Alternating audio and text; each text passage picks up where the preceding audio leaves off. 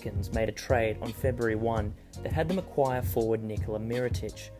Giving up a first rounder, the Pelicans were desperate to make a run at the playoffs without their star centre, DeMarcus Cousins, who went down with an injury for the remainder of the season. In today's episode, I want to examine just how exactly Mirotić's skill set fits in with what the Pelicans do. Can he work well with Anthony Davis and Jrue Holiday? What is he good at? And how can he help improve a team in dire need of scoring?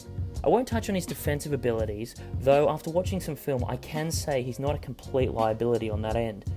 Today though, I'll examine the offensive implications of his acquisition. Though it's only been 25 games, Nikola Mirotić is having a career season. He's been building on his game ever since he came from Real Madrid in Europe a few years ago. He's averaging 16 points a game, his 3-point percentage is at its highest in his career at 42.9%, his offensive rating is 116, which is significantly higher than the Bulls' 104, and his defensive rating isn't the worst at 108. He has a box plus minus of 2.1, and his PER is very good at 22.2. From these basics, it's clear that Mirotić is an overall plus for the Pelicans. Demps has found a young player on a short contract who can help this team in more ways than one. So let's have a look at what his offensive game is composed of. Here are a few charts from the fine folks at Positive Residual. I highly recommend you give their article a read that will detail a lot more of this. The link is in the description below.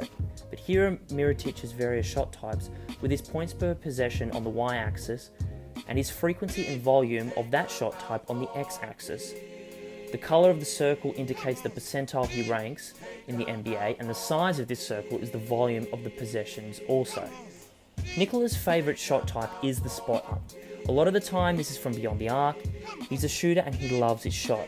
He's also very good at it. His points per possession are nearing 1.5, which for this shot type puts him at the top of the league. He's also very good at making cuts, getting points off offensive rebounds, and scoring as the pick-and-roll ball handler. However, these types of shots are lower in frequency. What he isn't so good at is scoring in transition, playing in isolation, and he's slightly average as the pick-and-roll man. Digging a bit deeper into what he's good at, the spot-up shooting, there are two types of shots that Nikola is very good at. For qualifying players, Mirotić ranks 36 in the league in 3-point percentage. What's most shocking though is he's the number one player in the entire NBA in pull-up shooting from 3. A slight caveat is that he's attempting just 1.3 per game, but it's still pretty good nonetheless. So how does this blend in with what the Pelicans do and are good at?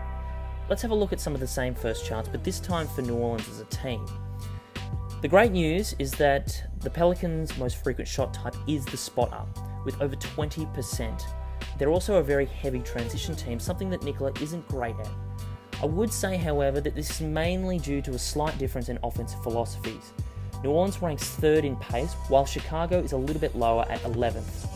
The Pelicans have been really good at putbacks, spot-ups, and scoring off the pick and roll with the man. Most of this is because of Anthony Davis and DeMarcus Cousins. Mirotić is going to have to take a lot of Cousins' shots, so here's a chart of some of Cousins' shots and what he's good at. And the good news is that both of them like to take similar shot types. Cousins spots up quite a bit, loves to post up and scores in transition. Where they slightly differ is that Cousins doesn't cut as much or as well as Mirotić. He's also slightly better as the pick and roll man. So what does this look like on the film?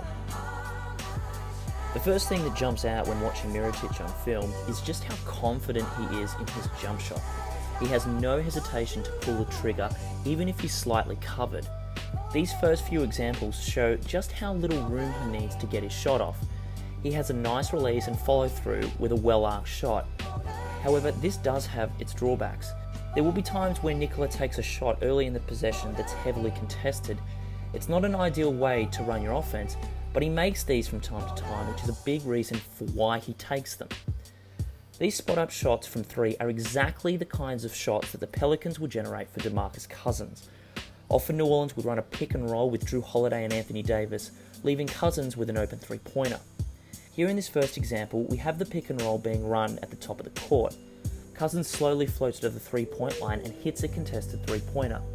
This is the exact same look that Mirotić loves. In fact, let's circle back to the Bulls footage. Here they run a very similar set with the pick and roll on one side, with Mirotić on the left for three. It's so easy for the Pelicans coaching staff to do the exact same thing for Anthony Davis and Drew Holiday instead of Robin Lopez and Jeremy Grant. Defenses pay so much attention to Anthony Davis and Drew that Cousins would often have this look whenever he wanted it. Here's another example of when Davis dives to the basket, Cousins has a look from three once again. And there are also times when dribble penetration will lead to an open look from three. Mirotić loves to get a shot early into the possession. Here Holiday pushes the ball, which sucks the defense down. Cousins is trailing and is again wide open from three. Earlier I mentioned that Mirotić is excellent at pulling up and shooting from three. Well, here's the first example of that in action. If you give him any separation, he's going to take advantage of that and shoot his shot. Here he has Giannis Antetokounmpo backing up, and with ease he pulls up and shoots over his go-go gadget arms. He's supremely confident in his shot, and he makes these look so easy.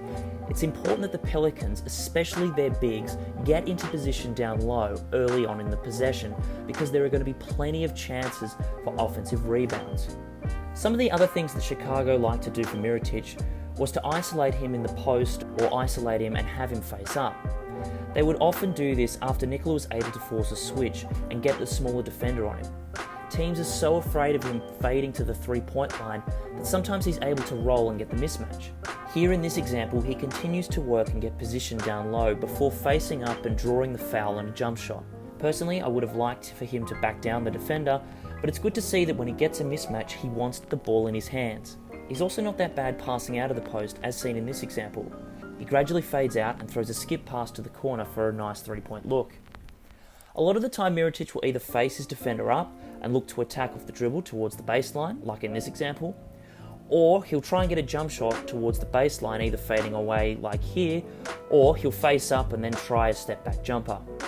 Now, as I said before, I'm not a big fan of isolation plays like these. It stagnates the offense and gives the defense a look that they'll be able to play straight up. I don't really think that this is something that New Orleans will likely do, only unless Nikola is able to force a mismatch when setting a screen. But I thought I'd showcase some of these examples because it's something that he likes to do and has a decent amount of success with.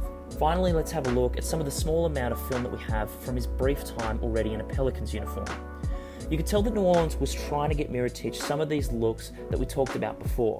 Here in this first example, the Pelicans run a big man screen with Davis and Nikola on the left-hand side of the court. Davis rolls to the basket and gets the ball in the post. Mirotić then runs across and sets a screen for Clark, who instead of running over the top for a three-point look, immediately dives towards the basket. This causes the Wolves to panic and try to prevent the pass down into the paint. It sucks everyone down low, which then frees Mirotić up for a wide open three-pointer, which he then nails. This is a beautifully designed set and extremely well executed. If Ian Clark doesn't cut like he does, it wouldn't free up Nikola for a shot. If Mirotić doesn't fade at the right time, then he wouldn't have the look that he did. All around, it was a very impressive set to start off the game. But it's not all roses. There were times when Mirotić just didn't know what they were running. This example highlights this in a bit more detail. I'd expect New Orleans to go through some of these growing pains over the next few games as Nikola gets a better understanding of some of the plays that they run. You can see the potential though as to how good the Pelicans can be with him in the lineup. He adds spacing and can create his own offense. It'll be interesting to see how things develop with him and Anthony Davis. The question will be though, is there enough time for everything to gel? Will things come together to propel the Pelicans into the playoffs? I'm a little bit more optimistic that things will fall into place. Mirotić's skill set meshes nicely with what New Orleans has on the court.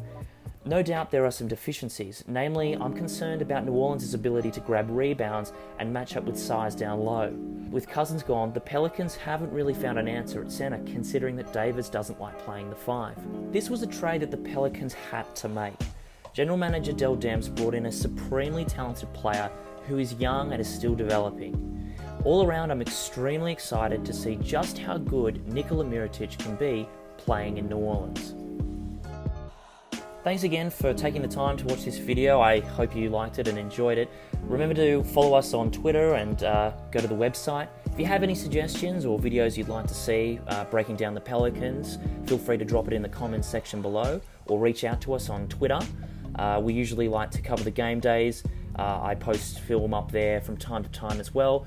So just give us a follow on Twitter, give me a follow on Twitter, and head to the website. Alright, until next time, this is James Grayson signing off.